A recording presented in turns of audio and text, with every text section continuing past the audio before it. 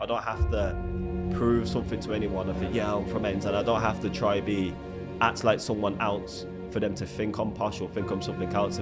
Just working hard and, you know, showing who I am. No, I can do something. I can make an impact. I can make myself look good, and I can help others as well. And then from there, I just kept on challenging myself. I kept on working. Less than 10 years ago, I was being told I had a reading age of a 6-year-old. And it was that Leon Edwards moment of look at me now. Yeah, look at me now. Alhamdulillah, God gave me everything. Alhamdulillah. You make a choice and say, come hell or high water, I'm going to be this, then you should not be surprised when you are that. And I gave my soul to this game. There's nothing more to give. Everest is obvious to climb because it's there, it's a mountain. Personal Everest, you can't see it. No one can see it but you. Never give up on a dream. Well, look deep within myself and ask myself how much I want it. What am I here for? Don't lose that desire. I want to unleash the beast. When I sat here in this crowd, US 93, and saw all these guys, you know, I realized it's there. It's there for the taking if I put the time in. Be true to the game, because the game will be true to you. If you try to shortcut the game, then the game's going to shortcut you.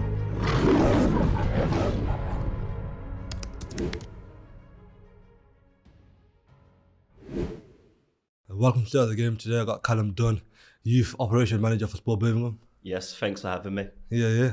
Let's start on that point. So just explain kind of your role within Sport Birmingham and the services you provide.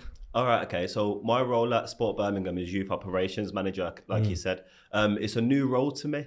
So I'm still finding my feet there, but the essence of it is to support communities within Birmingham, to access young people, to engage with young people and provide better opportunities. And that's kind of using sport, volunteering, training and qualifications, and working on projects like the legacy of the Commonwealth and how does that affect young people in the city. They talked about the legacy. So what's, obviously you can't give like the whole blueprint, but you give us an idea of like why is it important to have a legacy. Because obviously, like, I understand what you mean because I'm in the environment and I'm in the sector. But for someone that doesn't know. Yeah, so essentially we've had a massive global event within our city, and we don't want that to be a month project and then it to leave. With all them ambitions, all the events that young people have engaged in, it's like, right, how do we keep that going? How do we inspire the next generation to take part and engage in this? And that for us starts with working with local communities, working with local leaders, coaches, practices, and bringing them all together to form a network of people, almost like a council of people within that community that can help push that initiative in their area. But how did it all begin? Now let's take it back. How far back? Let's go from like let's start from how did you first get into like the youth work side? Like, all right, okay. I first started getting engaged when I was about 15, and it started at a football tournament in Nechells. I grew up in like Nechells, Alum Rock, and I was a bit leery at the tournament. If I'm being honest, I was giving the refs a bit of grief. I had a bit of an ego on me, and the people that were organising the tournament, which was street games, but it was ran by a company named FitCap, Fitness in the Community. It's a football tournament. Yeah, it was a football tournament, and the owner of FitCap, her name's Alison O'Connell, kind of pulled me aside and was like, you know, you're all right, you know, you just need to calm down a bit. And she was talking about opportunities to coach and volunteer up in Stetchford, which is one of the areas I used to go and play football as well. And then for me, I was already doing sport at school, and that was an opportunity to kind of further my skills. And at the time, I think you could have looked at it two ways. You could have looked at it as, I'm not volunteering, I'm not doing free work. Or you could look at it as in the sense of, I've actually got something to learn here. I can take a skill and use it, especially when, from my background, I weren't ever told that much that, you can achieve this. And that put a bit of a chip over my shoulder. I think still to this day, I've still got a bit of that chip. But I think that's what made me wanting to go into volunteering. That was like, you know, I can do something. I can make an impact. I can make myself look good, and I can help others as well. And then from there, I just kept on challenging myself. I kept on working, and then more doors opened, more opportunities opened. Let's unpack that. Sorry to cut you off, but that's all right. You know, when obviously Alison O'Connell got in touch with you, like, how did that, like, where did you kind of get that spark where like, I actually can learn new skills? Because like most men, when they get the one dream opportunity, you're like, You know what? I think it goes to the approach. Like Alison and the coaches that she worked with were all good people, or all good, decent people. And I think most of the adults I met in my life were adults from home. So that's like family members, community members, or adults from school. And they're always the type of adults where it involves a level of kind of you're being told off for something, and their approach was so different. It was like, even if I was saying something bad, they kind of broke down what I said and tried to understand what I was saying. Even though I was kind of effing and blinded, they was actually still listening to my point instead of shutting me down. I generally still to this day have a massive amount of respect for them people, because they played a big part in who I am and my ethos today, and with the way I work with young people. It's actually doing less talking and more listening. And I think they really tailored their approach to me. They kind of supported me every step of the journey, as a coach and as a young person. Particularly like when you're a young volunteer, you're gonna make mistakes early. If you're fresh from being effing and blinding at a football tournament to actually you're gotta help out with something, there's a big change up in like there's certain words you can't say, there's certain attitudes you can't have. Changing that mindset is hard. And they really supported me with that. It's like, yo, Callam, you're not bad because you're doing this. You just need to tailor it because you've got the right stuff. You just need to focus a bit more on what you're saying and how you're saying it and how you carry it. But let's unpack that a bit more. So Go on. why were you effing and blinding? Like, because I understand why, innit? Because I kind of had the same kind of thing when like you get to like, well, it's younger than that, innit? It's like 11, 12, and it's saying like that. Them kind of ages, innit? You kind of like, you think you're a gangster, innit, basically, before you're Asian, you know what I mean? So it's like, how is it for you? I'll talk about my point after, but you got to know. I think, it's a mindset. It's a mindset when you're younger. I feel like, not to say you don't know better, because you know when you're doing a good thing and you know when you're doing a bad thing. But I think it's mindset. But it's what's that good thing? You know what I mean? Pardon? It's what's that good thing? Because for me, I don't know about you, but you know when you're on about like, you know what's good, you know what's bad. But for me, when I was effing and blinding and that, because I still do sometimes, innit? But especially when I'm playing football or like when I'm in that competitive mode, innit? But it's like, you know better, innit? But it's kind of like, you don't know how to get your point across in the end of the way, innit? I think it's frustration. You don't know how, I think it's that communication skill, isn't it? And I think for me, I had that mindset of being rolled, and I call it a mindset because it is, because, you know, as soon as you change your outlook on things, you can change the person who you are. And I think I still had that mindset, and that mindset can either lead to situations where if I'm not acting like that, someone may act like that towards me. So it's almost kind of like, it's not a sword, it's a shield. So I think that's where my headspace was at the time. Unpack that, like, when you say it's a sword, not a shield, innit? What do you mean? I think, when you're young and you're involved in some areas, or not necessarily involved, but you know, you have that young mindset is, I don't want to be taken for a waste man. Or joking it. So I'm gonna behave a certain way. So if anyone wants to try stick it on me, they're gonna have to think twice about doing it. And I think that stems from fear. That stems from, I don't want to be stuck on, I don't want to be rolled on. So if I act like this, people won't do that. Now I know, you know, that's a bad spiral to go in. You know what I mean? Now that I know, but I was very grateful to have them people there to take me out of that. But so why were you scared? Like, well, not scared, but like, why were you like protective of yourself in that way? I think, like, I don't really know how to say. It's not scared, but it's like, no, I hear what you're saying. Why are you wary? Wary. That's the word. You're wary. I think growing up, you see a lot of stuff. You see a lot of stuff, you know. And if I'm honest, I grew up in an area, went to a school where there's a lot of fights, there's a lot of rushings, a lot of stabbings, a lot of gang involvement.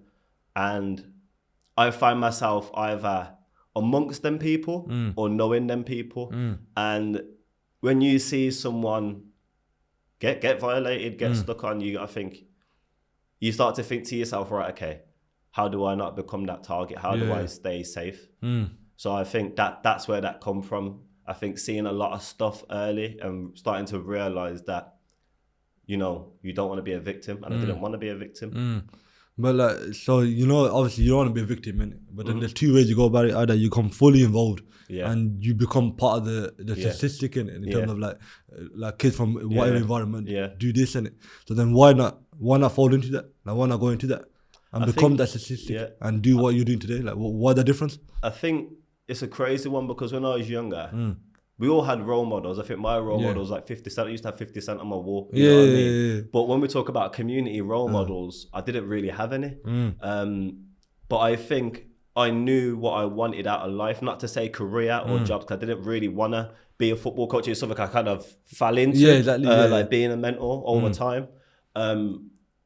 But I knew what I didn't want to be. I knew what I didn't want to be. You know, I've got older brothers that were in, and family in and out of jail, you know, friends. And I just started to realize, like, you see the pitfalls. It's like watching a gangster movie. You always know how the ending's gonna go. And you see people that were the goats of the area. You know what I mean? Like these people that everyone looked up to and feared. And and then over a while, you see the demise of them. Yeah, exactly. You start to realize, like, The fall is quicker than the rise, isn't it? Exactly. it happens fast. It happens fast. And I think I knew in I couldn't articulate it the way I'm articulating it now. But I think back then I knew in my gut that I wanted, like, You wanted more. I wanted a better life. I wanted a better life. I knew I was capable of it. Like, going back to the chip on my shoulder, like when I was young, well, I'm dyslexic, so I didn't. No one knew in school. Like, my teachers, no one ever tested me. So you didn't even know yourself that you're So when I was in secondary school, I was like 15, and I was in like bottom set everything. You know what I mean? And I remember the teacher telling me I had a reading age of a 6-year-old, and I was like, raw. Like, you know what I mean? And it's like, that's a violation. Like I knew like that there's more to me than that. Like I knew, I'm not good at this, but that doesn't mean if I keep on working, if I give up now, I'm gonna stay here. I gotta keep on grafting and prove something wrong, because when did that switch come then? Because like obviously, first of all, you're pissed, innit? That obviously she said that you're reading the age of a 6-year-old, innit? Yeah, luckily she said it privately. Because there was times where I think a lot of the time I got kicked out of class because, you know, when the English teachers like, Callam, spell this in front of everyone. No, full while I couldn't spell it. It was like, I'd rather be the class clown than actually get mocked in class like that. And I think that's how I kind of got a bit of a bad rep because of things like that. No, but what I'm saying is like when she told you, obviously like privately, but obviously you're still feeling like you feel like you washed it, like you feel like a waste man, innit? But what I'm trying to say is unpack like when obviously you first heard it and she told you to then when you decided that look, I gotta make a difference in it. I think I already knew because I was in bottom sets and I was struggling, you know what I mean? And so you had that feeling already that you need to do something else, innit? And I already had that feeling because unfortunately I was told by like teachers, by adults in and out of school, you know, you're gonna go jail, you're gonna do this, you're gonna do that. So it wasn't like news. Like it was just like another thing you hear, but I think that's why it goes down to you as a person, because if you've got that fight within you to say, you know what, just because this is who I am now doesn't mean I am tomorrow. You can truly change that mindset and make a difference, be someone special. So the teachers were saying that to you like up front?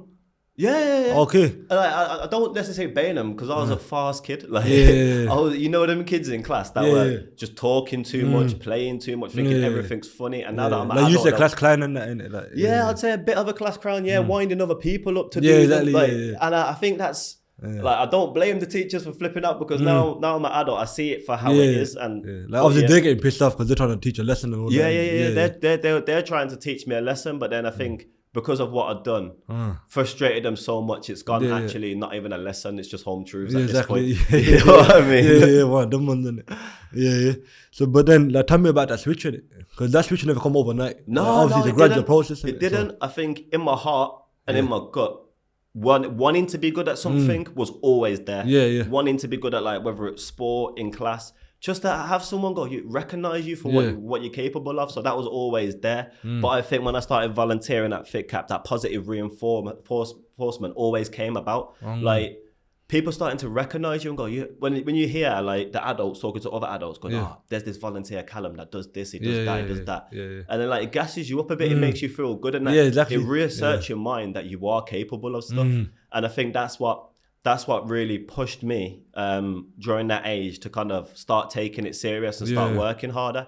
Because little things like when I applied for uni, something I didn't even want to go uni, if I'm honest. I only went to unis because my sixth form tutor blatantly went to my face, it's not for everyone. Okay. Like he was trying because Yeah, obviously I was still struggling with my grammar, you know what I mean? Like, so I was like, right, okay. I'm gonna go like for you're it. preview wrong. Yeah. And one of them things that actually got me to uni was all the coaching qualifications and the experience I had because I went to uni to go and do sport. Okay, so, yeah. it was. So you got into like a left route in it. Yeah. Because you know how people usually go like, school, college, or sixth form. Yeah, that's the traditional one. Yeah. And then actually, my route was I followed that route, but actually, I'd say 80% of my skill set came from outside that education setting. That came from coaching, evening sessions, being around positive adults that have walked that journey and gave you advice like that you could really take in and like honest opinions on things that. And you in a really way, help that's you. obviously talking with you instead of Yeah. at you. It's a like talking to genuine- you like they're your mate or something, innit? Yeah. It's that genuine like Connection, innit? someone that cares, someone that's generally talking to you for your best interest in your life. Like, and I really appreciated that. And I think all them lessons, all them things that people were telling me was just reinforcing the idea that, you know what, I can do it. And then like when I finished junior, I was like, okay, like that was a mad thing. Like less than 10 years ago, I was being told I had a reading age of a 6-year-old. Exactly. And it was that Leon Edwards moment of look at like, me now. yeah. Look at me now. You know what I mean? Yeah, 100. And I still chase life for them moments. Man.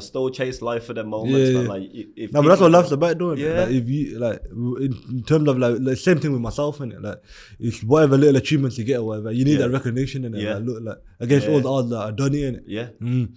But it's important for me to not have this journey and not share it. You know what I mean? I think there's so many young people that have got it worse than me or going through something similar that they may not even listen to me or take in my advice. But if I'm there just to provide it anyway, that's a big change. That's what the podcast is about, innit? Because it's like the whole point of this is like, because especially Brom, like how many podcasts are in Birmingham? Like about 5. You know what I mean? There's less in terms of like, and they're having real conversations in it. Like talking about like, because I saw it myself in it. Like the most ones are in London. Like, obviously London crowd's a bit different, innit? Like, but Birmingham, they're not in Birmingham centric, innit? Like, obviously like, the kids around here, they're looking at like the London man talking that, but they're thinking like, it's London man. You get me? You need that close connection, that representation, innit? For real, it's needed. It's needed in all aspects. Like in terms of not just podcasts, like role models, athletes, just anyone and everyone that's doing something positive to see that,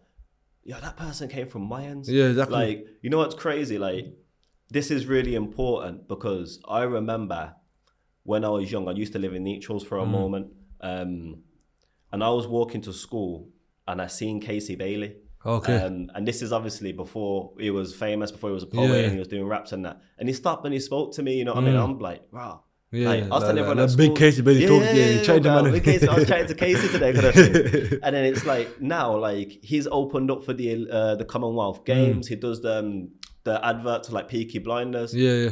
And then I just think, all them kids that went to that school or went Heartlands or Neutrals and all them areas that they see him doing that. That's bad. Like they can do it too. Yeah, exactly. You know what I mean? Yeah, 100. Yeah. Now, because like you need representation, man. Representation is an important thing. Like, because it's like as you said, and it's someone giving that positive assurance and like, look, I can do it. Yeah. If next man's come through, like Leon Edwards from Ernington, and that's my ends, and it's like it's a big thing, in it, like having that representation, and so then talk a bit further about like your childhood, because you went Highfield School, innit? Yeah, I went Highfield Primary, then I went international school in Kitts Green. Kitts Green. Yeah. So talking about the environment, like how it kind of was.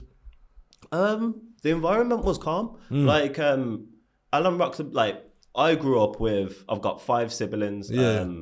Single mom in the household. You know what I mean. So times were tough, and you know I'm not gonna probably go into all of that. You know what I mean. All the deep stories. Just, yeah. But I think growing up in Alum Rock was calm. Like I was the one of few mixed race kids. I went to a school with like majority Pakistani kids, and it was never a problem. I didn't think I was any different because you only know what you're surrounded by. I think when I got to secondary school, I moved to Kitts Green and seen a difference in cultures, and I seen a difference in how people perceive different cultures through my brain off. Because I was just like, bro, all my boys are Asian. Like I grew up in, and then you go to a school in an area where at the time it was a little bit racist. So you hear certain words, you hear certain things, and it's like, wow, I'm differently out of home. Yeah. So when I got So into you recognize that instantly? I recognised that early, man. I recognised that in the first 2 weeks. Like you sussed it out. So then I think that also made me think, you know, how am I gonna be that person that doesn't get them names called to me? You know what I mean? So then I started to realise. Right, was that instant though? Was that instant? That thought of like I can't get seen as that. You know what I mean? In secondary school. Because do you remember when you was in year 7 and you done your first day in secondary school? You realise that everyone's a giant compared to you. And it's if a year 11 catches you, like, oh look, I had older brothers, so that never really happened to me. But like, but it's in the back of your mind. It's that fear, and like I think when you start to hear people talk a certain way about certain things, and then like I remember like I went, I'm from Alum Rock. Everyone was like, like people Ross said, to Alum Rock. I was like, I was shocked. I was thinking, this is the area I don't know anywhere get that all else. the time. Like, so I think that put a bit of a chip on me as well to think, you know what, I don't want to go to this area and these guys think, you know what I mean, they can pick on me or do something else. And luckily there was a few other guys that were from Neutrals and from Stechford that were like cool. But I think over the years, the school got a lot more better. It got a lot more diverse. People that were saying like all that stuff. They seen the numbers started to change, so they stopped. But straight away, I think that was one of the things that made me wake up and think, I gotta be a bit more careful of who I talk to and who I hang around with, because these people obviously don't have the same values as I do. Like growing up in a place where you celebrate Christmas and Eid, you know what I mean? Like, like I don't know, I was just growing up in a multicultural setting. So when I started going to school in Kitts Green, and that's not a thing, and it's almost frowned upon. Kind of, it made me think like I'll be careful who I hang around with. So then I think I ended up hanging around with the nomads, the people that didn't think they were welcomed in the school. So we kind of got excluded. How come you never done? You excluded early? Oh yeah, I got permanently excluded when I was in year 7. Okay. Yeah. Well, chat to me about that, because I was gonna go on something else, but chat to me about that. Yeah, I think when I hit year 7, bearing in mind I never got excluded once at Highfield. Like, I got along with all my teachers. So you were Highfield after that? Pardon? You were Highfield for primary, innit? Yeah. So then after I ended up going there, and I ended up getting permanently excluded in year 7. Like my brother got excluded on the same day too, so I think it was just ticking boxes at that point. But yeah, I think it was definitely that change of mindset of you know, thinking I had to be a certain way. Unconsciously, I think thinking unconsciously I had to be a certain way to be cool or to not be judged or to not be picked on. And I think it led to me just going a bit out of control, like seeing people mess about and think, yeah, that's cool, I can do that too. Or, you know what I mean, trying to impress people, trying to impress the older years. And I think, it just left me into a bunch of trouble. So what happened after that? You go back to school or no? They took me back when I was in year 8. So okay. I think I missed like half a year of school. Just sitting at home. Like, but then, I think year 8, I got excluded a few times as well. But I think things are there exclusions or suspensions? Like, so we used to call it exclusions, but it's suspension. Like, you know, when you get like a week or 2. Like you confused me in the back. So I think as I got into year 9, year 10, I think that's the moment where, because it was round about the time I was volunteering as well, I started to take things a bit more seriously. Like me and my friends that I was with at the time, I wouldn't say we was the mix between being road but also caring about our futures too. So it was a good group of guys that I'm still friends with that actually a good circle. Like you know one of them ones where it's like you didn't do your homework or you're not revising for an exam. People are not gonna laugh. The boys are gonna be like, "Stop being a joke, man. Like, exactly. Take your life seriously." So I was quite lucky to be surrounded by some good guys that like kept me grounded and like actually be like, "Nah, you don't do that. Like, stay calm," kind of thing. So I was lucky there. Because I was gonna say, because going back to like before you talked about exclusions, innit? I was gonna say like you're always like consciously or unconsciously, you're always thinking about like your values and like who you are at the back of your mind. So that's where it kind of come from then, and it's a circle.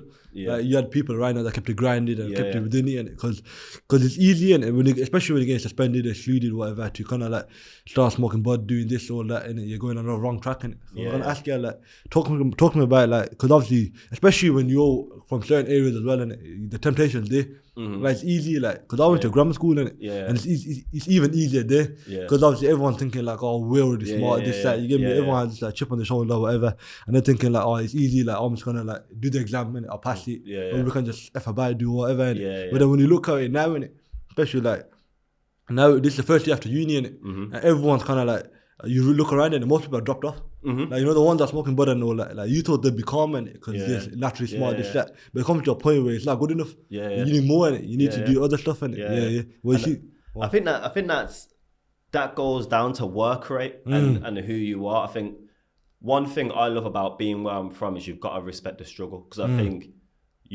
I think most people that come from certain areas have that hustle built within them. They know that they have to kind of survive and make their own money. Sometimes it happens the bad way, and sometimes it happens the good way, but there's that hustle within them. And I think I noticed that early when I was in like I say, when I was like 15, like the age of having a 6-year-old kind of reading age, I was like, nah, I can change that.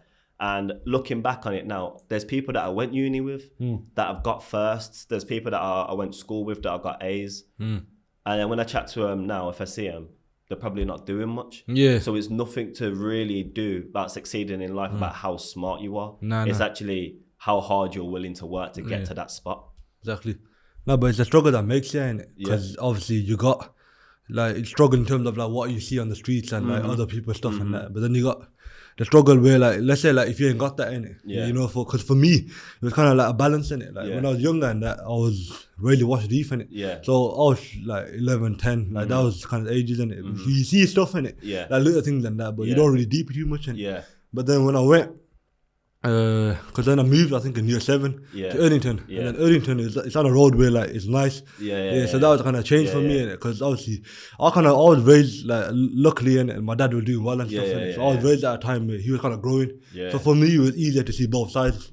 But then I feel like it gets harder, because it's like when your dad actually made it and done stuff, obviously you get nicer things than that. So for me, for a while in it, I was kind of like, I was moving in a way where like I don't appreciate nothing. Like, especially at 14, 15, you know, like, because you get ego, like, you're developing as a man, and you think, oh, look, I made it. So for me, it was kind of like, it was like, I realized struggle through, like, whatever was happening at the time. I got lucky that I got problems, and because I feel like if I never had no issues at that stage, I'll be that statistic, and I'll be the 18, 19-year-old where, like, I got this thing in my head that I want to do something in it, but realistically, I'm not doing nothing in it. You get me? But then, how did you kind of like, because we talked about Alison O'Connor, but obviously you had that thought process in it. So what made you go, oh, this is the opportunity, I'm gonna go? Just hunger. Like you got to see that. I know it sounds crazy, but at the time, like, I saw an opportunity to be a better me. Like there was no value in terms of money, but mindset was. I knew that if I could put myself in something where maybe I'm not being paid now, but I could be paid. I could be good at it. Was like, that's the opportunity. I'm gonna. Where did the patience come from? Pardon? Where did that patience come from? That patience, like, I'm away from opportunity, and then when even if you don't take me 1 year, 2 years, but I'm gonna get there. I don't know. I think it was just the fact I had nothing to lose. I came from nothing anyway. So it was like, either way, I'm gonna go get good something. mindset they have. 100, because it's like, cause you could go down the legal route, innit? Because that's short-term money, innit? That's short-term stuff. Don't get me wrong, there was always opportunities there, and unfortunately... No, the opportunities there every day, man. And unfortunately, you know, couple people do get mixed up in it. But I think, you know, like I said, I think I've seen all of it too early. I've seen the ups and downs of it, and I was like, right, I don't want to live that life in general. It's like Mitch and paid in full, innit? I just generally, like, you know, when you... Like, because I went to school in Kitts Green, when you used to go to, like, Solihull, and you used to see the kids in Solihull, and like the area's nice, and like everyone looks so posh. I'm like, not to say I want to be that person, because I'm happy with who I am. I'm grateful for the journey I have. But at the same time, I'm doing nice things. Like, exactly, 100. You know what I mean? I want them, like, I want a bit of that. You know what I mean? And it blows my mind. Like, sometimes I talk to people, and you know when people try to guess who you are, where you're from, and sometimes people think like, oh, you're from a private school, or you know, Okay, you're a bit posh, and I'm thinking. Yeah, I'm thinking you got me so wrong. But the fact that you think that of me shows that I've changed my perception, and that's the power of perception. Exactly. Isn't it? Like, the fact that I could come from somewhere, but you may not know. I don't have to prove something to anyone. Yeah, I'm from ends, and I don't have to try act like someone else for them to think I'm posh or think I'm something else. Just working hard and you know, showing who I am is actually made people don't think realize that, differently. it's transferable skills, isn't it? Yeah. It's transferable in terms of like, because it's, what's the word in it? It's like, depends on who's in front of you. You talk a certain way. If I'm talking to you now, I'm talking how I normally talk, innit? But let's say if I got someone else on the podcast or other people, you gotta balance it. You get me? You gotta navigate your way through it, and you have a different type of conversation, innit? It's universal. It's Exactly. It's almost speaking different languages. Isn't it? Like, exactly. Adaptability, that's what I was looking for. Adaptability. Definitely. Like if I'm speaking to the guys at Sport Birmingham, probably I could have the exact same conversation, but the words that I would use would be completely different when I'm talking to the youngers. 100. Yeah, exactly. Like, it's like when you talk to the youngers, innit, or whoever, like even people my age, innit, or trying to be older, or whatever, it's certain environments, innit, like, they won't understand it. It's like computing. Same way, if you get in a boardroom now, it's the way you package it, innit. You gotta package it differently. Because it's like I could go in a boardroom now, and if I'm just talking like I'm gonna do this, that, I'm gonna pattern this, whatever, you get me, like certain words, innit, like you're gonna work. Like it's not the fact that you're changing who you are. It's like you gotta package it differently. You gotta show a side of yourself that you know you're capable of having to kind of get the outcome you need. Exactly. It's the changing of hats, isn't it? Like, and I think that's one thing I've learned throughout my career, because I've gone from being a volunteer to being a coach to being a line manager, a manager to operations manager. It's like you got to learn when to switch it up. You know what I mean? Are you the guy that's cheering everyone up today? Are you the guy that's having these one-to-one conversations, or actually are you coming in as the big boss, just getting a message across? Exactly. It's knowing when to change them hats and when to communicate with people at the right time. How do you build that? I think that comes throughout your journey. I think it comes from making mistakes as well. Exactly, I think a big part learning from experience. Yeah, man, you got to make mistakes in life to learn. Obviously, hopefully they're never too drastic. But yeah, it's that times where throughout my career, you know, when you go home and you think, I could have done that better today, or you know what, I should have had that conversation. It's all them little things that like, or should have done it tiny bit different. If you always look back and reflect and think, you know, I could have done that better, I could have done this better. I think it helps you form you today to getting things right and learning from them past experiences. And I always take on what other people do as well. Like I always reflect on the good management I've had from people, who's managed me really well and who's not managed me well, because you can always take learning from when people do things wrong. Yeah, exactly. That's important. Because it's you gotta learn from whoever's next to you. Because it's important to pick you up, because a lot of people they drift. You know what I mean? Like they see, but they won't reflect on it and like, understand it, because that's the only way you get better. You get better by pretending, innit? You heard that one before. Like you gotta pretend it, like not like fake it, but you gotta like put on a persona, maybe try something in it. Where like, because it's like sometimes when you join up a team, innit, like I'm a captain in it, but I'm more like I lead in a different way. Like my main way of leadership in it is that like Jose Mourinho type in it, like siege mentality kind of, like, because that's what gets me going. But then like what I realized through life in it is that sometimes when different people, you got packaged differently. You gotta be maybe like a Guardiola, Klopp or whatever. Like you know, where like you're a bit more of a man manager. You know, arm around the shoulder, this, that. It's not talking to people how you want to be spoken to, how they want to be there spoken you go. to. I completely agree with that. I was gonna go on to a point, but I lost my train of thought. Okay. Now, but so you know when you're on about from line manager to like you gave your whole different positions. Talk to me about that scalability. So obviously you started out volunteering, and then how did you kind of move forward? So when I started volunteering, I was quite fortunate to have my level 1 and level 2 FA badge paid for me, and I completed them at a young age. I think I completed my level 2 when I was 17. So I was taking in a lot of knowledge from early. And I think it was just constantly applying myself. Like I never see myself as like a full cup. You know what I mean? There's always something I can do to push myself out. At the game. For real. And I think when you have them opportunities presented to you, you get less of an ultimatum. You can either be the best in your league, or you know, you can push yourself and challenge for a higher title, or for a higher kind of challenge. And I don't want to be someone that's only known for being able to do one thing, or he was only good at this. I want to be able to say, look, I took that challenge on, and regardless whether I failed or got it right, I took the challenge on because I can learn from it. And I think I've always just had that mindset to not fear a challenge, but to embrace it. Because if you can embrace it and take it on, you're going to be all the better for it. You're halfway there. Yeah. Halfway there. But it's been I said this I think like 4 podcasts in a row in it, but it's been uncomfortable. Not being comfortable with uncomfortability. Yeah. You know what I mean? Definitely. It's like you gotta like put yourself in that scenario in it. Definitely. But it's all good saying it, innit? But there's another thing doing it. And the only way you do it is like you gotta look at it as opportunity. Doesn't matter if it's hard or like all these negative thoughts and overthinking this that. You gotta put it aside. Just kind of go with it. You don't really overthink it. Yeah, you just gotta go with it. You gotta throw yourself into the deep end, and a bit like what you said, you gotta act it out. Yeah, exactly. You know what I mean? You gotta act up until the point where you pretend like you know what you're doing. Until you know the point, you know what I mean? Like you gotta keep on going, and I think that leaves you with imposter syndrome. Like still to this day, like I sit in like meetings and people are listening to me talk, and I'm thinking, damn, like I'm just some youth from Alum Rock, you know what I mean? You forget like how far you've come, and sometimes you think, because I've been practicing this and trying to do this, am I generally it? And when you realize you're actually it, is when you think you're not it. You know what I mean? It's a crazy paradox.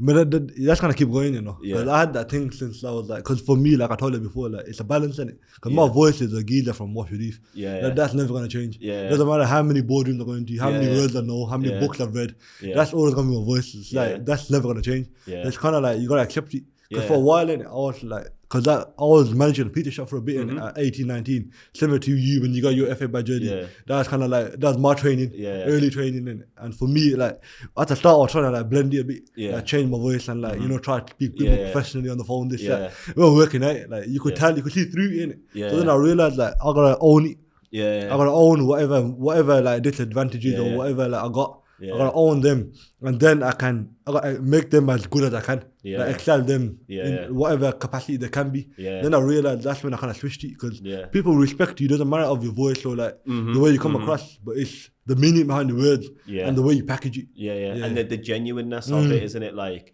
I completely relate to what you're saying. I think sometimes, a lot of the time, well, throughout my career, I've always thought, how am I gonna say this? What am I gonna say?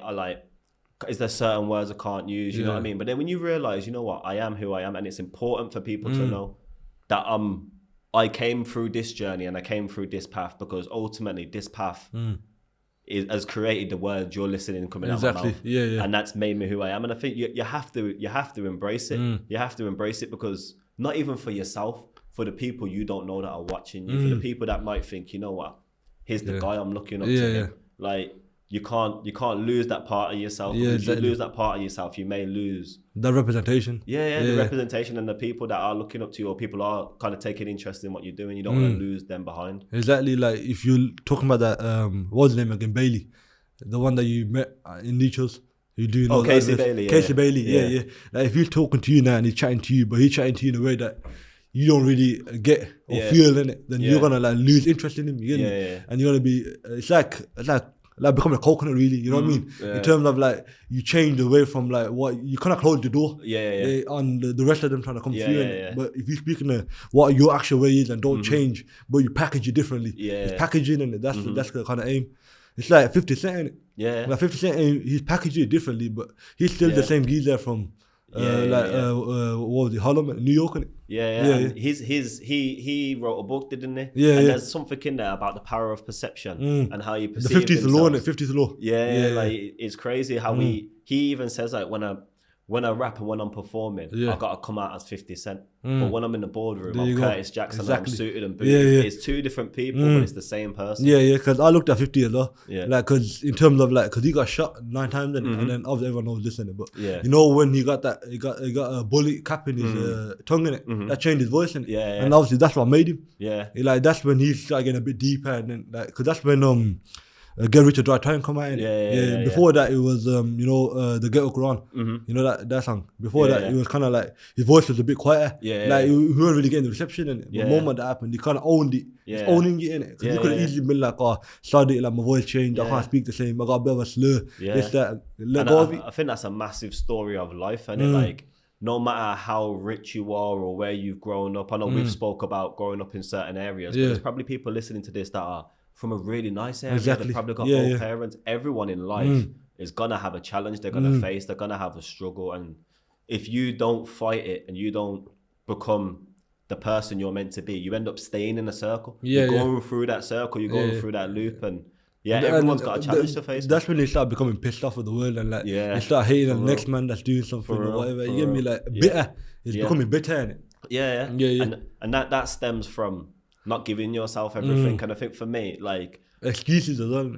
Growing up around people that were talented, were amazing, like so good at like could have gone to like extraordinary heights, but they didn't make it.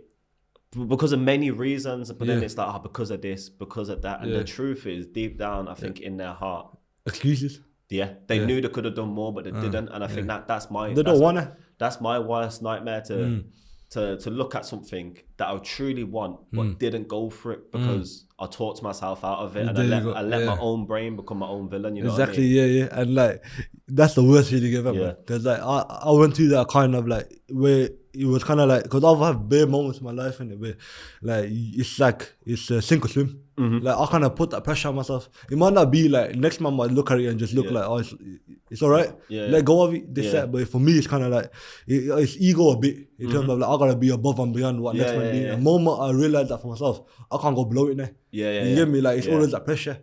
No, I completely relate to that. It's that Pep Guardiola mentality, isn't it? It's you got want more. It doesn't matter about the result. You actually got to push yourself to a level it may seem far, but if you can push yourself to that level every moment of the day, you will get there. Exactly. It's like you gotta have it's semi like a delusion in it. In terms of like you gotta put yourself in this like you won't fathom it. Like you probably half believe that you'll get there. You don't really believe it really. But you pretend like you do, and then day by day you kind of push through. I get that. Like me and my friends have like a running joke about me working in like education and with young people because of the way I grew up. You know what I mean? These are the same boys that were like, we always used to talk each other out of doing bad stuff in school. So these guys go, yo, how's Callam got this job? What is he doing? And we all laugh at it because it's like, we can make a laugh and a joke out of it, but the truth is we know how hard we've worked to get to the places where we are. And when you look back on it, it does seem crazy. And if you say it back then, it seems delusional. So why not say it? Why can't people just go, you know what, one day I'm going to be a doctor, or one day I'm going to do this, and actually speak it and put it into existence. Like, I speak to my brother the other day, innit? And then like you don't realize, like, let's say if you're 40 years old now, innit? The age between 40 and 60 is 20 years. I'm only 21. Like that's my whole lifespan really. And when you DP, that's a long time, bro. You get me? Like when you look at it, innit, 40 to 60 seems like, oh, it's not that long. You know what I mean? Like everyone feels like after 30 it's kind of like your life's done, innit? But it's not, man. Like loads of people have started like from I don't know, like what, Bill Gates or whatever, 21. You know all these stories and that. Like you gotta DP, like it's not over. Nah, you made like all these mistakes before, but that's the past, isn't it? Definitely. It's about what you're doing today. I know. And for a lot of young people who have made mistakes, they in their head they truly think, this is who I am for the rest of my life. Exactly. This is what I'm gonna become. And they don't see no future or any prosperity in their life. And that's crazy from people like me and you that have been through it, conquered it. It's kind of like, I wish I could jump in your brain. But it's that whole mindset. As soon as you can just flip that mindset, that you can do anything in this world. Honestly, like it's crazy. How do you help them flip it? It's a journey. I think going back to a Fit Cap spoke to me, there's no golden bullet. You can't just have one conversation, one little half an hour inspirational speech and you change someone's life. It never works like that. No. It's a constant conversation over a long period of time where there is going to be a lot of backtracking, there is going to be a lot of falling, and they are going to make mistakes. But it's actually being the person that helps them get back up, helps them dust them off, and helps them go again. Because, you know, what's the old Rocky quote? It's not about how hard you hit, it's how hard you get hit and get back up. Exactly. And that's the journey that young people are going through right now. They're getting hit with a lot of challenges, and it's actually installing that resilience through genuine conversations, listening to where they are and who they are and what they want, and finding a tailored way to approach them, finding a tailored way to create a path for them. And yeah, I think it's constant trying to listen, trying to understand, and always just being there. Yeah, I'm not saying like being there every waking part of the day. No, but like having like, them constant conversations. Yeah, like just that thing to go back to, like a mentor. Yeah. You know, like loads of people have mentors, in it. Like how many sports psychiatrists do you see in football? Yeah. Countless. Like every club's got one, in it, Yeah. because every player, like, doesn't matter how big or small you are. You could be Neymar, you could be whoever. Like you always gotta have someone that gives you the outside opinion. Yeah. It's about having the outside opinion, so Yeah. you know, like if you make a mistake or whatever, someone can help navigate you through it. No, Exactly, agreed, 100. agreed.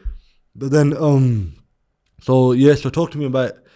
So you know when you got these promotions, like how come you do it? Like obviously it's always like the job's not done and I gotta go on next and keep going. Yeah. But then it's like, how does that come about? Because it's like, was there any resistance when you were kind of moving up? Is what I'm trying to get at. No.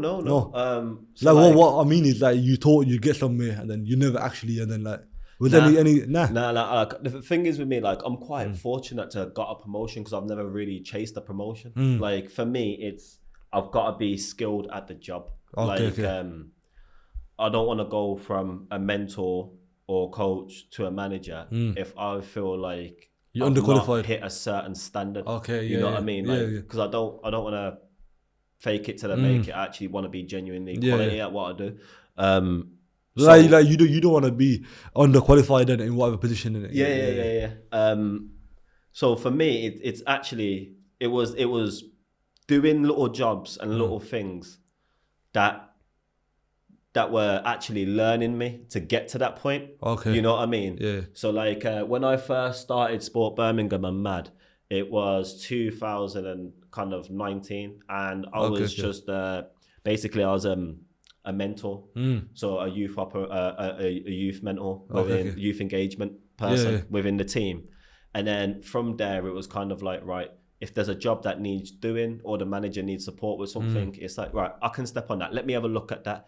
And it's them things where it's like, as a coach or a mentor, you don't see what happens behind the scenes in terms of kind of communicating with partners, coming up with strategic plans, litigation, legislation, writing all this, funding bids, and it's all them things where it's like, all right, let me have a look at that. Let me have a little go. Let me see how you guys do it, and taking in that information. Because when that opportunity does come around, or someone offers you, a role, you're like, right, I know how to do this, or I have an understanding of how to do it. You know what I mean? So it's kind of again, there's opportunities to listen and learn. But I'll never go, that's above my pay grade, I don't want to do that. Like I always got to see it as learning, because the more learning I take in, the more, not even about like money, the more wealth mentally I have. Yeah, exactly. And knowledge in it. Yeah, knowledge in it. Yeah, I like that one where it's not about the money, it's about the more wealth I have. Yeah, mentally in it. Yeah, it's 100. But obviously, it's always having that knowledge in it, but then it's taking a step up in it. So then, you could always be like overqualifying yourself, you know what I mean? Like where like you don't make the jump, but you're thinking. Like you keep picking up all these skills and you're learning, but you still don't want to like. So how did you realize for yourself in it the balance between learning and then taking the jump? Because when you're in the position, you're always gonna meet different challenges that you didn't realize coming in. Like with my previous job as a youth and engagement lead for MAD, one of the biggest learning curves I had was having like working with quite a bunch of coaches and mentors.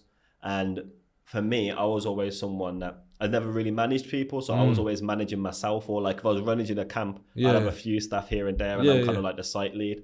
But like having a bunch of staff that actually rely on you, you've got to be there to give them advice, train them up, support them as much as you can. I've really felt the weight of that responsibility, and it made me think, if I've got to do this, I've got to do it genuine. Like I've got to make sure there's a genuine impact for young people in these areas, and the staff know that I'm gonna generally be there for them and put them on a journey. And if they're willing to give, like what they're willing to give, like as much as they can, like to maximize the impact. In it. We're willing to. I'm willing to kind of go down that journey with them and support them as much as I can. But being that person, obviously put me on a lot of journeys with a lot of tricky situations. It's like, right, how have I gone from being colleagues, friends with someone, Yeah. to now actually being their Yeah, I was manager gonna ask you and that. having a tricky conversation with them. I think, yet again, that goes back to being genuine. If people generally know who you are and what your intentions are, no matter how difficult the conversation, it's always, you can always understand and you can always find a point of reasoning. Because it's like, I can't, like now with my new job, if I started walking around like I'm the big boss, like no one's gonna rate it, you know what I mean? Because they know who I am, they know where I'm from. Like I gotta keep true to who I am. And with this job, I'm representing all the people I've worked with, all, like, you know what I mean? And I've got all the communities I'm in, all the young people. I've got to do it justice, and it's got to be genuine. You know what I mean? I think that's the most important thing, because it's very easy to lose yourself and think, all right, if there's a difficult situation here, I don't know, a coach or a mentor's done something wrong, I need to go and have a word with them. If you just go in and think, like Alan Sugar, just start shouting and pointing fingers and that, like that's, they know that's not me, that's not the way. So I prefer to go, you know, what is my relationship with this person? How has this person told me they want to be spoken to? How has this person showed me how they want to be motivated? And taking in what I know about them. You know about subconsciously, innit? Like they don't actually tell you, but subconsciously, but the way they act. It's a bit of both, because I generally, like when we employ people, I sit them down and go, what training do you want? But then also, why are you here? Because I think, you're clear. Like not in a disrespectful way, why you're here, but I want to know, like, what's your journey? Where have you come from? Where do you want to be? And not all the staff like know where they want to be in a few years' time, but actually just having that conversation, knowing what motivates them, what gets them out of bed, and you know, what can I do to support that? Because when you hit a bumpy road, it's not about just having a go at them. It's actually same as the young people. It's getting them out, dusting them off, because I know that they're generally there for good intentions, and that's a crucial point, going back to like making mistakes to learn. Yeah, exactly. How am I gonna maximize that situation for that person to come out not feeling like, I've messed up, and like, you want them to have a little bit of that to feel motivated to carry on and get it better, but actually, the overriding factor. How am I going to get this moment to really push them and make them actually get it right next time? You know, reignite the spark in it. Yeah. But you know, when someone not giving any feedback and they like, you gave them the spark, you reignited it, you done all of that, but they're still not like performing to the levels, or they're just being like a bit of a bad egg in it. So how do you kind of like talk to them? And obviously, because you built a rapport with them, so how's that difficult conversation gonna go where you actually gotta let them go, as opposed to trying to get them back on board? It's always a difficult conversation, to be honest. I think that the easiest way to look at it is to see what are the best intentions. For me, for our company and who we are, our main priority is our young people, the people we work with. And if we're not up to a standard for their needs, then it is what it is. We wish people all the best, you know what I mean? But we always want that to be kind of the last scenario. And we know that not everyone is built for youth work or has the patience to work with young people. So we do get people that are kind of new to the industry and they want to try out, and we find out like it's not a fit. You know what I mean? But that's natural, isn't it? It's part of the course. But we always encourage feedback, because I think one of the worst case scenarios is when they don't talk. It's harder for me because I don't understand where they're coming from. And if I don't understand where they're coming from, it's a difficult situation to have. And plus, I need feedback as well as a manager, as a worker. I need people to come back and tell me. And with genuine honesty, we need to do this better, because ultimately I need to push myself too. So I need to push myself for me to push you guys, you know what I mean? So it's a difficult one, and often people don't speak up because they're not sure whether they're saying the right things. I've been in like meetings before, like multi-agency group meetings, team meetings, where sometimes you're not sure if what you're saying is right, and it's all in your head. So sometimes you just sit there quiet and you're listening to everyone because you feel like you're not smart as everybody else. And it all gets in your head. Imposter syndrome again, isn't it? So I think sometimes when I'm speaking to staff and they're not speaking back to me, it's probably because they're feeling the mate's baby saying something wrong, and it's creating that pressure. It's creating that environment where they're comfortable to talk and to say like if they've had a bad day, or if they've like, what I love about most of my staff is if they get something wrong, they'll tell me, because they accountability. They want to vent, but they also want help on how to do things better. So it's always good to have that relationship and aspire to have that relationship where there is genuine honesty, because you don't want people just saying, everything's fine, and it's not fine. So then things mess up, or you're thinking, yeah, everything's great. Yeah. And then to the last moment, it all falls apart. Exactly. And then we all could have done something better, but we never really had that conversation because no one spoke up. So I think the best way to deal with that is before you even have that conversation is to create environment where people feel safe to talk without judgment. 100%. So have you always welcomed feedback? Yeah, throughout my life, like I thrive off it. Okay, like you know what I was saying earlier about like uni and school when people were saying I couldn't do it, it just made me want to do it even more. Like I thrive off it. No, but I mean in obviously I thrive off it as well, but then obviously it's natural, like when you become a manager or like, you know, when you get on like a boss level, where, like you're not above anyone else, but like it's just that extra feeling of like, you know, sometimes you can get to your head in it. Yeah. Was it ever like that kind of thing?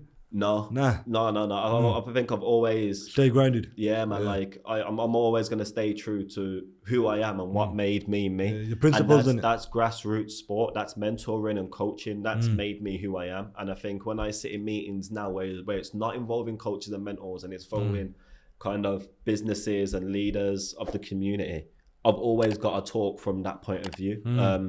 Because that's what I know. Like the ground floor is truly what I know. Everything else is what I'm learning along the way. Yeah, exactly. Yeah. So I can't lose touch with that. That's what makes me me, and I think that's what helps me get through this job and do what I'm doing. Talk to me about making a difference. So Mad making a difference. It was founded in 2017. I joined in 2019. Okay. So we work across homeschool and community. So we work with schools doing lunchtimes, chaperoning. We deliver pastoral services within the school. Okay. So if if a young person is struggling, they need mentoring, or if anything kind of kicks off in school, our guys are there to kind of support it and deal with it. And we're not the police, we're the paramedics. So so it's like we're not there to go, right, you're in detention or you're excluded. No, we're actually here to look at the well-being of the young person and make sure that if something has happened, we want to get them back in the right mindset to understand their next lesson and make sure them problems are resolved and they're not thinking about kind of doing any stuff after school. We also do chaperoning outside school in Sparkhill to engage young people. We also do it in Erdington as well to keep them out of trouble after school and engage them in positive activities. We work with housing associations and local communities to deliver evening sessions to get to know the parents. So essentially what we want to do in these areas is if you have a young person that's struggling, that let's say they're not coming to the school you're working with because they don't want to go to school, but then you see them in your evening session, you're a positive adult to talk to that child and parent to help get them back into school. If that young person's struggling to make friends in school, but you've got some of the young people there that go to your evening session, invite them along. You got time to tailor a workshop, and it's covering all them bases where a young person may feel safe in school, but they may not feel safe outside of school. So having the local mentor outside school is vital. So we trying to connect it up where often these establishments like schools that don't that are renowned for not really connecting much with communities, and vice versa. We want to be the glue and the hands that kind of pull it together. Bridging the gap. But so then obviously there's a lot to unpack there, innit? But let's start from obviously why is it important? Because obviously I know because I'm in the sector, but why is it important to have that connection with the parents? So just not just the young people, but the parents as well. Yeah, it is vital to have a conversation with the parents because often people go, oh, they must have been raised wrong or something like that. You don't know that person's story. You don't know if it's someone having to work to get the money into, they barely have time to spend with their child. And often that's the case. Children don't tell their parents the truth. And often you may think your child's golden in the house, but outside the house, they're not. Exactly. And you know, it's how many drug dealers you know in it, or people on road in it, where like the mom's like, oh, he's the best thing. Exactly. So it's actually supporting parents to not telling them how to parent because that's not our space to do that, but actually providing them with the tools to how to listen out for keywords, how to sense when you know your child may be in trouble or is worried about something, and how to start them conversations. How we ultimately want the young people to open up to their parents, because when a young person's often struggling or going through something, the bully up. They bully up, and they don't want to tell their parents because they might think, oh, I might get told off, or they're gonna you know, my parents care about me so much, they're going to go crazy over exactly, it and obsess over it. Yeah, so it's actually getting them, actually giving you the parents, the young person's point of view and thinking they may think you may act like this. So, you know, could you try this way or something? And vice versa, you know, your parents are not your ops. They're not people that are trying to ruin your life. They're doing stuff with best intentions. So that's where we kind of stand. And with MAD, we grow organically with our staffing as well. So if we have a young person that's been taking part and they're starting to enjoy the sessions, we get them to volunteer. Okay. And same as my journey, we get them on qualifications. And then if they want to, there's an opportunity to coach, you know what I mean? If a space is fit, and we often try to do the same with parents as well. You know, we try getting parents into qualifications or volunteering opportunities to engage them more in the community. So you're trying to like build a team of Callam Dunne and that, innit? Oh no, I think the team I'm building are going to be way better than I am. That's the plan. They've got to be better than me. Exactly, 100%. So, that's important, man, because it's about giving the avenue as well. It's not about parachuting in, doing like a couple of different things, and then like it's about building that. It's that community. You know what I mean? It's building the community and building that like what's the village in it, in terms of the environment where like everyone's kind of like let's say like, because young people in it, like, well, kids in it, like, especially like even me, like, especially when I'm younger as well, like when you're going through this, the emotions and that, like, you don't want to talk to no one, like you think like, I know it all, like I got this, that, but like it's different voices in it, like it could be the voice of your mate or whoever, like you talk about different stuff with your mate, and then like, so that's what I feel like MAD's there for. Like, correct me if I'm wrong, but like it's kind of like your eyesight mate, kind of. Like your good mate that tells you like what's right, what's wrong. And it's a funny one, because when I'm in the schools, because I work closely with the leadership team and we have staff in there. On one hand, like they could perceive me as, he's important. You got to watch what you do around him. But half the time, they just see me as their older brother. They'll just come up to me and start telling me a bunch of stuff about what's happened. And it's important. I get the same thing, man. We have this. It's important that I keep that, because that's the relationship that works. And I think that's what we have with our staff. We always try to say like, you're not their parents, but you can be like an older brother, you can be an older sister. They can confide in you. And that's important, because otherwise they're going to open up. Like whatever you're trying to deal with them, that ain't going to happen, because like, you just end up becoming a glorified supervisor. You know what I mean? Where you just kind of like, let them do whatever. And then, like, exactly. But how do you kind of like bridge the gap between not just being the older brother, but also being a mentor? Because it's like sometimes you're going to have difficult conversations. Or like, and I think there's been cases where it is challenging. You think, am I gonna mess up this relationship by telling them this or calling them out on this? But ultimately, if you don't, you can't be saying you care about that young person, because you're actually just letting them kind of get away with things. And like going back to you, you're going back to what you were saying about approach. It's important how you approach things, and it's understanding the why. So like, if situations happen, let's say I'm in the school, understanding the why. That's what. And we see someone kicking off and, you know, all sorts.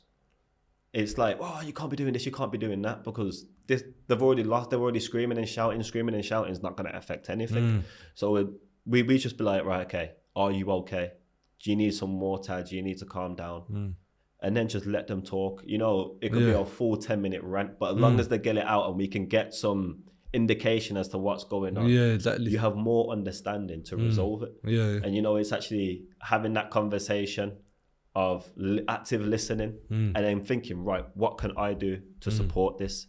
And then with them difficult situations as well, I think that goes down to you as a mentor, that you may not get it right all the time, and the young people may dislike you and you may be uncool for a moment, but that respect is going to stay there for their life, because whether they like it or not, at one point in their life, they're going to realize, he was talking the truth there. He generally cared for me. And I've had that moment where I think back in school and I think, there was this teacher that always used to come in our classes, check on us. He always used to pull us out and give us this speech about, you know, you guys are from here, you've grown up from here, you don't want to be like this, you don't want to be like that. And we all used to think it was a waste. I was like, why is it always pulling us out talking about like this? And it was like, act like my dad or something. But it was only when I got to uni, I was like, nah, this guy was a real one. He truly cared. You know what I mean? Like, and I think that's the thing of it. Like, I still see young people today that are like slightly older, and whether they're doing the right thing or the wrong thing, they come up to me and they speak to me Yeah, because the respect. whether I had a tough conversation with them or not, like they've respected the fact that I've always been true to their intentions and best intentions. Yeah. Like my dad was a youth worker as well, and like it was our community foundation and stuff. But with him, he told me a story that kind of sticks with me because we were going to some random wedding. Like I was just a +1. Like I was kind of just with my dad at it. But we were going and we were driving and he was telling me like the only reason we kind of got invited to that wedding was because he took him quad biking. Yeah, and he took him quad biking like a bit further at Birmingham, so they were in a coach and stuff. And then the 2 lads messing about in the coach, like, you know, effing and blinding this that. My dad goes to him like, if you carry on in it, you're not gonna go on the quad bikes. Like he told him like that, innit? And then they were like, oh, he's waffling this that. Because a lot of people around there, they were kind of like, everyone was just waffling. You know, like glorified supervision again. The same thing, innit? Then we went, and then like obviously I wasn't there. My dad told me this, innit? So they went in it, and then they're in the quad biking centre or whatever. Put the straps on, innit? He let them go for the like a little, you know, the little trial run, like that 4 centimeters, whatever. He let them go on that, and then he goes, now you two off. And then they were like, what? And then he made them sit there in the corner and then like just look at everyone else. So the whole day they just spent watching everyone else go on the quad bikes and that, because no one else messed about it. But then they at the time were like effing about me and my dad, this, that, and like swearing at him. And then like it was only 4 or 5 years later that they kind of, it clocked in the head. Like they realised, innit, like, oh, we actually like, when I set discipline, when I set the brand for ourselves, that's when they kind of like, they realised that and they remembered, because they invited my dad to their wedding and that. Because like, they realised like, oh, that was the kind of like pivotal moment. Because you don't realise it. Like it's all well good being nice in it, but then it's like it comes to a point where you gotta actually tell that kid, you gotta discipline him in it. You gotta tell him what he actually is. Are you there to kind of be another friend? Exactly. Or actually, are you there to mentor them and support them? And I think that's where the weight of responsibility comes in, and you have to make them tough decisions for the benefit of the good, man. Like it has to be done. Like my dad didn't want to do the conversation. Like it's harsh, and especially it's a young kid. It's a difficult one. Telling them that you can't go on the quad bikes and gotta watch everyone else, but it's a learning, isn't it? You kind of made what surrounds you, you know, like like if someone just kind of cuddling you or whatever, like, you know, like making things nice and like smoothing you out for you. Later down the road, innit, when you clock that you're on your ones and you gotta make a tough decision, you're not gonna make it. You get me? You're gonna fall off a cliff, innit? I had that massively work managing staff, like when I first started doing it, because going back to me being someone that constantly wants to challenge myself, constantly always feeling like, you know, I started off on the back foot compared to everybody else. I've got something to prove. And then when I've started to manage teams, I've started to like, nah, I need to support them with this. I'm gonna do this and that. I'm gonna do that for them because I always felt like, I necessarily didn't have that, or I've got to give them a better start. And then you get to a point where if you start doing everything for them, you're taking away their independence, and actually you're making that person not so good. So like I had to really, you're not letting them learn in it. And I had to really self-review myself and go, you know what? I need to be comfortable making other people uncomfortable. You know what I mean? 100%. Yeah, that's what it's about, man. But yeah, I think that's a line, man. You gotta let people be uncomfortable. No, let people be, what is it? Let yourself be comfortable making other people uncomfortable. You gotta get a sign up here somewhere, man. Exactly. Putting it down, man. But thank you for coming on the podcast. I appreciate it, man. Thank you.